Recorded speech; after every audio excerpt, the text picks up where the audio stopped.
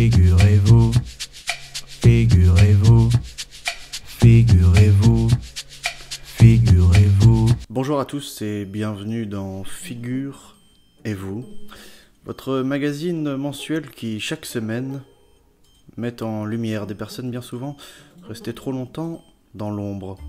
Après avoir reçu le bipolaire de Sarcelles et le dépeceur de Seine-Saint-Denis, nous recevons cette semaine Guy. Guy qui, après son divorce en 1998, développe une pathologie très rare, l'inversium aigu. Cette maladie qui affecte le langage puisque Guy, depuis son divorce, dit l'inverse de ce qu'il pense. Guy, bonjour, au revoir.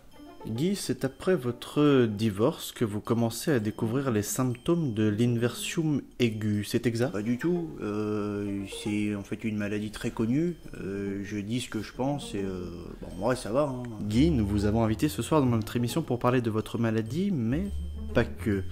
Il y a quelques jours, vous avez fait parler beaucoup de vous dans l'actualité française, est-ce que vous pouvez nous en dire plus, Guy? Non, je n'allais pas prendre l'avion, et comme je ne me fais pas contrôler, je ne me fais pas arrêter, et vu que je ne me fais pas arrêter, je ne pose pas de questions. Vous êtes victime à ce moment-là, Guy, d'un terrible malentendu qui remettra en cause les médias français. C'est pas exactement ça. Eh oui.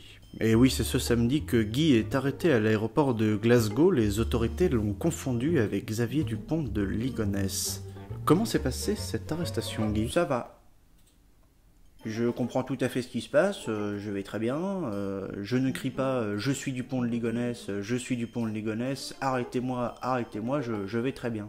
Eh oui, c'est à ce moment-là que toute l'ampleur de la maladie de Guy prend effet. Heureusement, les analyses ADN qui suivront permettront d'innocenter Guy et de ne pas le confondre avec Xavier Dupont de Ligonnès. D'autant plus qu'il manque à Guy un doigt. Un doigt qu'il a perdu suite à sa maladie. Pouvez-vous nous en parler, Guy? Non, rien à voir avec la maladie. Hein. C'est-à-dire que je ne m'étais pas coincé le doigt dans ma voiture et je n'ai pas crié aux personnes ne m'aidez pas, n'appelez surtout pas les urgences, je vais très bien, je vais très bien. Et du coup, je n'ai pas perdu mon doigt à cause de la maladie. Merci, Guy, pour ce témoignage et merci à vous d'avoir suivi Figure et vous. À la semaine prochaine. Bonjour.